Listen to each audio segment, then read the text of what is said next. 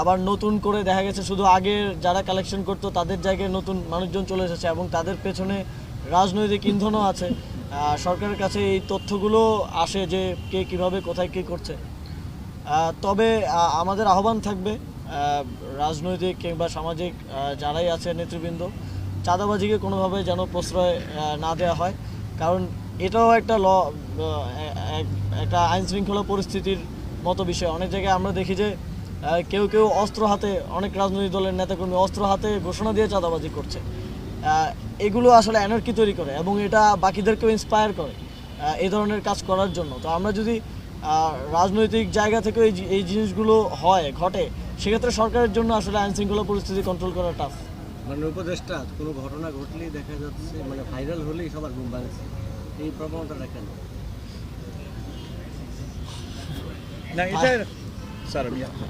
এটা দেখেন, একটা ঘটনা যখন হয় না, যেরকম মনস্বিনীর ঘটনা হওয়ার কারণে এটা সমাজে একটা প্যানিক, একটা নিরাপত্তাহীনতার সৃষ্টি করতেছে। যে এইসব একটা ঘটনা ভাইরাল হওয়ার কারণে এই নিরাপত্তাহীনতা থেকে, ফিয়ার অফ ক্রাইম, নিরাপত্তাহীনতা, এটা থেকে আমরা বের হয়ে মানুষকে বের করে আনার জন্যই আমরা তখন আরও বেশি অ্যাক্টিভ হচ্ছি।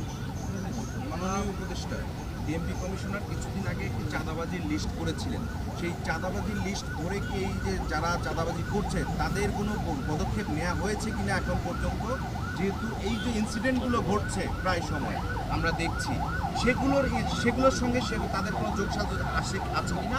আরেকটি বিষয় হচ্ছে শীর্ষ সন্ত্রাসীদেরকে জামিনে মুক্ত করা হয়েছে, তারা এখন বিভিন্ন জায়গায় ঘুরে বেড়াচ্ছে।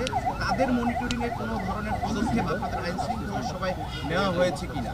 সেই বিষয়গুলো এটার সঙ্গে এক ধরনের যোগসাজশ থাকতে পারে কিনা? দেখুন, জামিনের বিষয়টা তো আদালতের বিষয়। তারা এখন কিন্তু এই সমাজেই ঘুরে বেড়াচ্ছে জামিনে মুক্ত পেয়ে। তারা তাদের পদক্ষেপগুলো কিন্তু কার্যক্রম চলমান আছে। তাদের সঙ্গে এই যে যারা চুরি ছিনতাইয়ের সঙ্গে জড়িত, তাদের কোনো যোগসাজশ আসছে কিনা? অবশ্যই আছে। আর তারা তো এখন তাদের মনিটরিং না, ওনারা তো বের হয়ে আসে, ওনাদের গ্রুপগুলো আবার সংগঠিত করে অ্যাক্টিভ হয়েছে, অবশ্যই যোগসাজশ আছে। এদের সঙ্গে যারা চাঁদাবাজি করছে, ছিনতাই করছে, তাদের সঙ্গে সম্পৃক্ত আমরা অনেক চাঁদাবাজ ধরছি। আমার পিছনে ওসি তেজগা দাঁড়াচ্ছে, উনি 78, আপনার পরিসংখ্যান থানায় জেনেন, নিকটেই থানা, 78 চাঁদাবাজকে ধরে কোর্টে পাঠাইছে। আপনার এখানে হচ্ছে যারা আগে এ ধরনের কাজের সাথে সম্পৃক্ত ছিল তাদের তো নিজস্ব লোক আছে, তারা আবার বের হয়ে হয়তো সংগঠিত করার চেষ্টা করছে।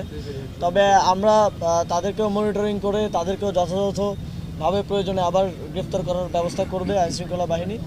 এর পাশাপাশি এক ধরনের রাজনৈতিক প্রচেষ্টাও আছে দেশের পরিস্থিতি খারাপ করার জন্য। আমরা মাঝে মধ্যেই আওয়ামী লীগের বিভিন্ন টেলিগ্রাম গ্রুপের কিংবা বিভিন্ন মিটিংয়ের স্ক্রিনশট আপনারা দেখবেন, বিভিন্ন মিটিংয়ের রেজুলেশন আমরা পাই যে শেখ হাসিনা তার নেতাকর্মীদের সাথে মিটিং করে কী কী নির্দেশনা দিচ্ছেন। যদিও অধিকাংশই দেশের বাইরে, তারপরও নির্দেশনাগুলো এরকম যে সরকারকে উৎখাত করতে হবে, দেশের পরিস্থিতি খারাপ করতে হবে, মানুষকে বোঝাতে হবে যে শেখ হাসিনাই ভালো ছিল। তো এই রকম কাজগুলো যখন ওই দিক থেকে চেষ্টা করা হয়, তখন তো স্বাভাবিকভাবেই তারা কিছুটা অ্যাক্টিভেট হওয়ার চেষ্টা করে। তবে অপারেশন ডেভিল হান্টের পরে ডেভিল হান্টের মাধ্যমে আমরা তাদের এই প্রচেষ্টাকে ব্যর্থ করা হয়েছে। এবং কত অ্যারেস্ট হয়েছে ডেভিল হান্টে? 1600-র উপরে, ঢাকায় 1600, এই ডিএমপির মধ্যে 1600 প্লাস অ্যারেস্ট হয়েছে।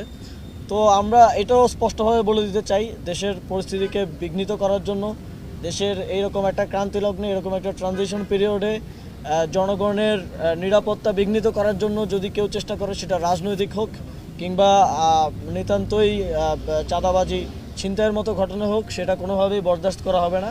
সেক্ষেত্রে আইনশৃঙ্খলা বাহিনী কঠোর থেকে কঠোরতম অবস্থান নেবে। ধন্যবাদ সবাইকে, আপনারা অনেক কষ্ট করে এসেছেন, ধন্যবাদ।